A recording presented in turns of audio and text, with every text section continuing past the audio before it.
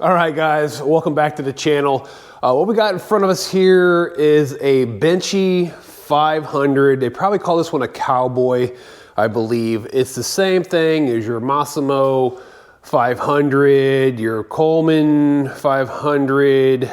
I mean, so many different Axis 500. I forget what year this one is. This one's a little bit older.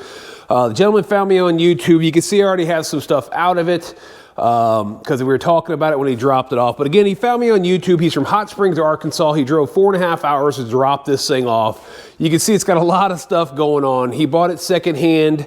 It is definitely dirty.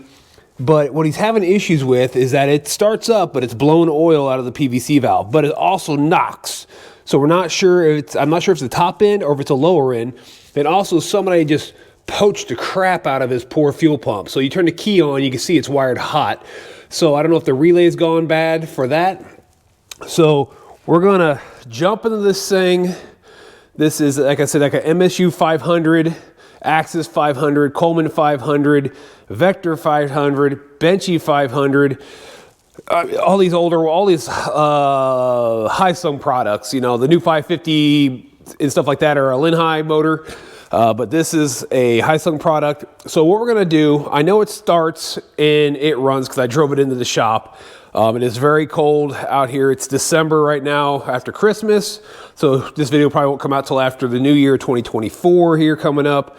But we're gonna go ahead and we're gonna plug into this thing and see what the codes are. We're gonna just talk about some more of the problem areas these things have. Once again, one of the bigger problems I see is all this down here. These things hold water, they hold dirt, and they get corroded. You can just see how nasty that is there. Here is our plug for our ODB2 reader. Again, the fuel pump's all messed up. But we're gonna jump in this thing, find out what's going on, why it's blowing oil by it. We'll do a compression test. We'll do a leak down test, and I'm not worried about timing because, like I said, it does start and run, but it does not sound good. I'm not sure if it's the clutch is making noise, top end making noise, if we got that blow by, because like I said, it's got a ton of blow by coming out of that PVC valve, like a lot of oil. You can have a little bit sometimes come out because it's just an atmospheric vent, or it's a crankcase vent, not atmospheric, crankcase vent that goes back into your air box, which is supposed to also help for EPA reasons to burn up any excess oils and fumes that come back and recycles it, kind of like an EGR valve and stuff. But again, we're gonna jump into this, guys. We'll plug into it, see what codes we have, and then we'll try to get it fired up and take a listen to it. All right, guys, so you guys seen this in quite a few of my videos again. This is the electronic diagnostic tool for that. Part number is 7609. I got it through Massimo a few years back. Do they offer it still? I don't know, but I did find it. Let me look at my phone here. I'll tell you where I did find it at. Let's see, go to my pictures. That was screenshots, I think. So I found it at Orion Power Sports for $379. Do they still have it? I couldn't tell you, but that's where I found it at online. And there's all the information you probably need to find them. That's where I found it online now. Very hard to find, but again, so let's plug into this thing and see if we have any codes. So again, the plug's on this side. Crappy angle, I get it. We'll drop that there. We'll plug in here. I did it from this side, so we might be able to get a little look at what we got. So let me turn the key on. Fuel pump is gonna run. Let me get you guys close here. You might be able to see it, might not. So Delphi system, we're going, read codes. Idle speed error, idle speed control error, it's an IEC motor. And crank position signal noisy, which I get that was a very common one too. Sometimes it can pick up other electronic signals from the motor and the coils because of the way the crank pickup coil wire is ran. So we're gonna go ahead and we're gonna erase those. We got that. We'll check data stream. You can hear the fuel pump just running like crazy because they got it wired hot. The battery voltage is 10.8, so it's pretty kind of low. But so we know we had those two codes. So next thing here, I'm gonna go ahead and shut this thing back off.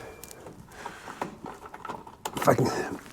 Next thing I'm gonna do, I'm gonna walk over here and we're gonna go ahead and we're gonna do a compression test on this. And we're going to see what kind of compression this thing has. And then we'll go ahead and set it at the top dead center, and we'll do a leak down to see what kind of blow by we have and where it's blowing by. All right, guys, so I took this tube out here for the CVT cover. It was just held in by one bolt there. Pull this to the side, got the spark plug out. You can see how black that really is. I also found something else wrong. Back here on the O2 sensor, way back down in here, I don't know if you can see or not, one of the wires just broke off. So there's an issue there. Also on the ignition coil, or spark plug wire, you probably can't see down in there, but it is completely spread out. It was just barely setting on, and of course it's not bolted anywhere where it should be. It was just kind of setting on the spark plug.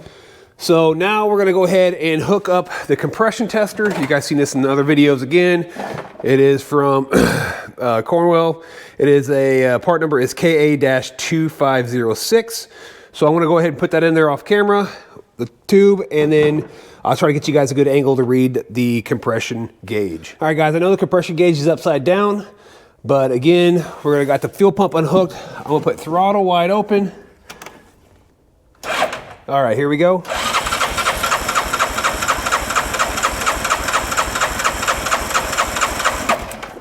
All right, right now we're at 131. Let's try again, throttle wide open.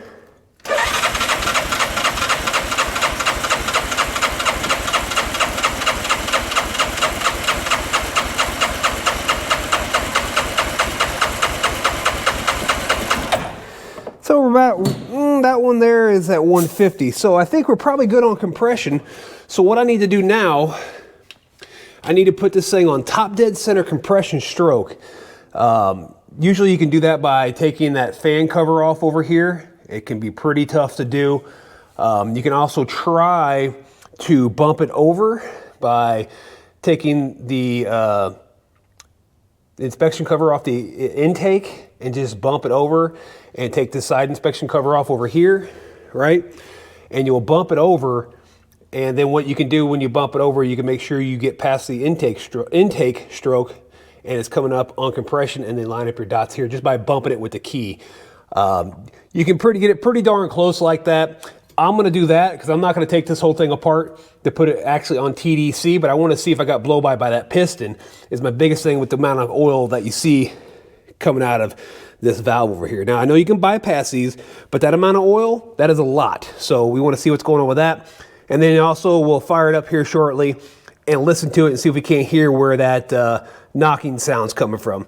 All right, guys, so let's go on and take off this inspection cover here. Now you guys are on the back rail facing the front of the UTV. Easiest way for me to do this. So right now I could tell that there. It's a little bit loose, but not bad. So let me go over here to the other side. Knock out these two here.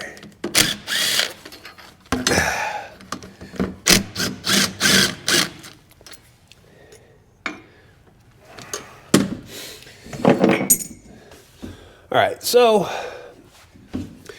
I don't have my light with me. I'll have to grab my light. But on this guy here, you guys will see there's a dot. I'll have to find it. I cannot see it at all. Let me grab another light, shine on this thing real quick. All right, guys, so I ran across the same problems you run across all the time. All these bolts are just spinning the rib nuts. So what I ended up doing, I just bumped it over. I took a screwdriver, stuck it down the spark plug hole. And what I did not want to do was turn it over by the two nuts on the cam, or bolts on the cam. Now it turned over really, really easy. So I had to turn it over by the two bolts on the cam.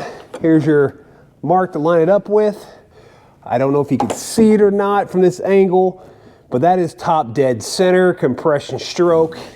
Very, very hard to see in there. To change the cam on this, I just take this guy out and I can pull the whole thing out this direction when I do the cam. So that's where we are, top dead center, compression stroke right now. And we're going to hook the leak down tester up to it, add a little bit of air to the system, and see how much leak down we have either out of the pistons or out of the, I should say pistons, past the rings, or the valves. There is play in the valves. So let's go over here. Oh, excuse me. To this side. And I'll go ahead and put you guys back up here again. Point you down. I might flip you guys around for this. Not sure when I do editing. So screw that in here. We grab our cheap compression tester tool or leak down tool. We grab an air hose. All right, so let's hook some air up to this. We're gonna slowly introduce air and listen to see where it's coming from, if it's coming out, the exhaust, the intake, or the crankcase. Let's slowly turn this up.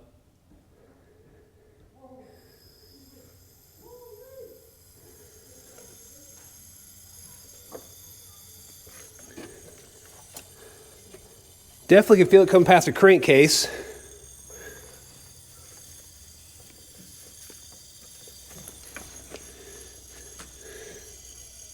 Now this thing, I don't believe it smokes when it runs.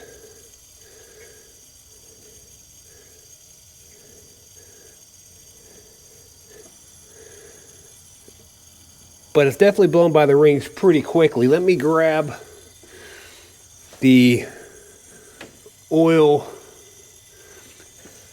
filled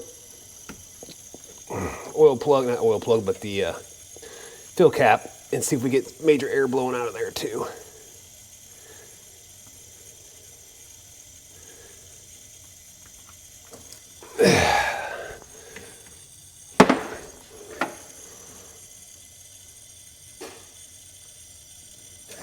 Nothing too horrible there.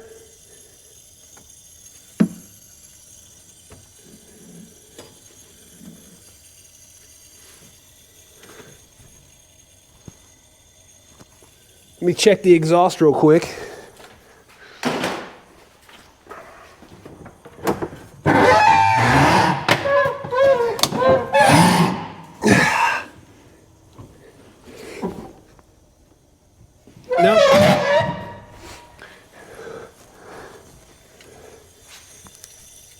We can definitely hear it. Not really in the intake. A little bit past the rings, so that's what I hear there. A little bit past the rings. So I think the next step, we're gonna put it back together, fire it up, and let you guys hear what's going on. All right, guys, so it's been, I don't know, probably roughly a week since we last worked on this thing, and then before, I had a lot of stuff going on. Christmas came up, and then we had New Year's, so today is actually January 1st. So what we're gonna do, we're gonna jump back into this, I forget what year this Bennche is, but it's just like your Massimo and your Coleman. It's a hisun motor on this one. It's not a Linhai yet. So basically, early in the video, I was talking about how it's knocking. We were checking stuff out here, make sure it's on top dead center. We know it's on TDC. I think what I'm gonna do first, I'm gonna go ahead and pull the clutch out of this thing because I know it's having a shifting problem. And I know it's got some noises going on here too, so I wanna make sure it's not actually the clutches, and you know, make sure it's not the bottom end and all that stuff. But I wanna make sure, I'm gonna pull these clutches out, check those out. We'll fire it up without the clutches in here. I'm not gonna film me taking these clutches out. You guys I got a ton of videos on the clutches on these things. If I find an issue with the clutch, I'll show that to you. But again, I'm gonna pull the clutches out of this first. We'll probably bypass this PVC valve because it literally just snapped off like nothing. We bypass these on the Odes all the time just because they're junk. I barely touched that and it snapped. So that's part of that problem there, why it's pouring out. Well, you can see it's broke off down there. So that's why it's getting oil out of there. So we'll probably just bypass this straight up into the breather. And again, take the clutches out, start it up and see if we still got any kind of weird knocking sounds. We know the fuel pump is messed up We'll address that a little bit later, but it does start up with that fuel pump. We'll leave that in there until we make sure the motor is good, the clutches are good, then we'll address the fuel pump. They do have that grounded, so when you turn the key on, it always has power. So there may be something wrong with the relay.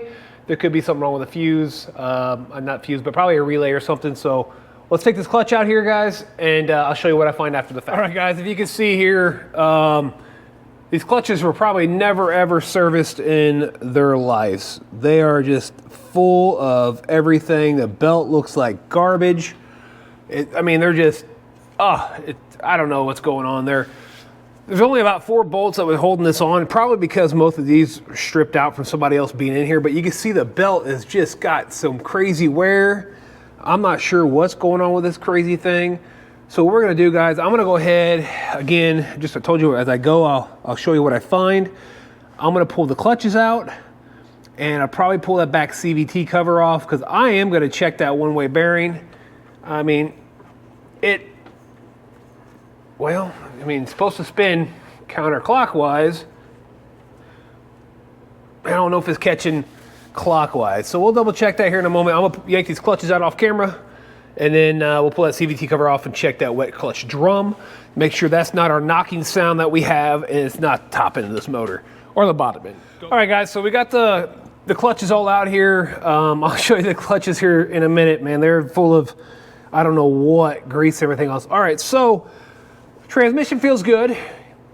You know, that feels good. It spins both ways, nice and quiet. Now, when it comes to the wet clutch, again, these wet clutches are notorious for having problems. We all know that. I got multiple videos on these things.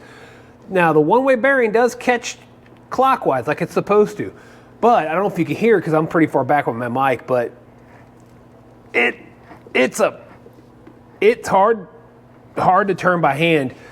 So my guess is that thing is going to be completely wore out along with the clutch. So I'm going to drain the oil. We'll pull this side cover off where the wet clutch goes. We'll check the wet clutch bearing out and the wet clutch drum, see what's going on there. Also, when it comes to the clutches over here, secondary clutch doesn't look too bad. Now, as it goes for the primary, this thing is just covered in grease. I mean, covered. Somebody got it here. I don't know if they thought, like, when they say add grease, they actually meant, like, it's like water down in there. They added, I could turn it sideways and watch it all run to one spot. So we're gonna pop this thing apart, see what's going on, but you can see all the splines are also gone on this pressure plate, this slider plate that moves. So we gotta take it apart. I think I might have one of these laying around for another clutch, which is good, but this thing is so full of just slime and grease, it's insane. But first, let's drain the oil over here, pull this off, find out if that is our noise. We're gonna replace it regardless. It's good because it's just nasty rough. So we'll get a new wet clutch drum, wet clutch bearing, seal, gasket, we'll put that on there. We'll fill it back up with oil. We'll bypass this little PVC style valve. Probably just gonna run straight into the air cleaner as long as like I don't get any, major oil pumping through when we get compression on this thing. So far we know it's in time. We know it's got some noises, but it didn't really sound like it was knocking on the top end. Maybe, and it sounded like kind of like down on the bottom end. So that's what made me think about, man, that's what made me think about the one-way bearing of this thing going out. This thing was used and abused. The guy bought it secondhand, not knowing all these problems. So we're gonna drain the oil again, like I said. I'm gonna ramble on here, pull this out, see what's going on. Once again, I'm just gonna do that off camera, so it's quick and simple for you guys. You see me do it a million times in these other videos, and we'll see what the problem is. All right, guys, I got this thing broke loose. The oil smells. It smells like water. It smells like, I'm not gonna say water. I'm gonna say it smells like creek water. Like bad smelling creek water. All right, so actually the wet clutch drum doesn't look bad. It's got a little bit of wear, but I tell you what, that this wet clutch bearing though, once again, It should face out with the writing like it was, but boy, it felt horrible. Let's see. It could be the, see, that feels good. See, that feels nice. Really, really nice. Now what I can do, I could slap this thing back together without the one-way bearing in there, which, you know, basically helps with like engine braking and free spooling, a few other things. But boy, I tell you what, this thing felt like complete garbage. I know you guys are not at a great angle to see everything right now, but man, I mean, the wet clutch drum looks really, really good. Kind of impressed by that with the way it felt. So what I think I'm going to do, I think I'm going to stick it back on there, clean all that up, clean all this muck up, stick it back on there, fill this thing back up with some oil, and fire it up and see if we still have that knocking sound. I don't know if you guys were able to hear it very well or not. I'm not a big fan of that fuel pump, but hey, it is what it is. So I'm going to clean this up. I'm going to stick the wet clutch drum back on there without the one-way bearing. Oh yeah, that feels yucky. That doesn't feel very good at all. I can feel all the junk on that. So I'm going to clean that up, put the wet clutch drum back on without the one-way bearing, put oil back in it, connect a longer tube to the crankcase vent, and see if all that knocking problems and sounds we were having was the one-way bearing, or this clutch being just a pile of junk in general. And there also is O2 sensor over here, has a broken wire. I think we talked about that earlier in the video. You guys can just see all the things we see going on in here. There's like, I don't know, like caulking and stuff. So I'm gonna put that back together, quit rambling on once again. All right, guys, we've got the wet clutch back on. It does not have the bearing in there. You can see I have it turning both ways. I'm not too worried about that once again. But I do have 2 more quarts of oil in this thing. You guys saw the primary, secondary. So what we're gonna do, we're just gonna plug the fuel pump back in, which is not right, but we're gonna try to fire this thing up and see if we still get that knocking sound. I do have a pretty long hose hooked up here. I didn't want to cut the hose right now. So let's see if we can get this thing to fire up. Now the O2 sensor is messed up, but it should still fire. This time I didn't hear the fuel pump. I know connector in there is also messed up. There it goes. All right, here we go.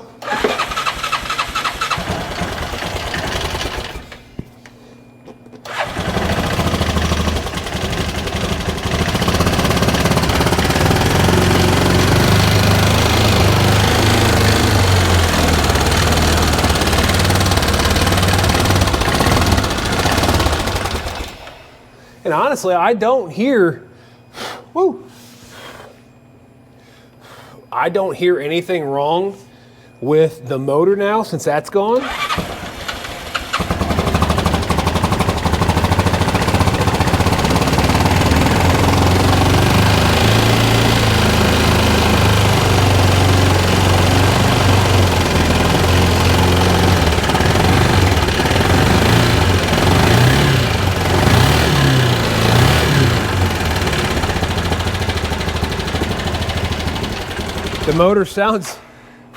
The motor sounds really, really normal.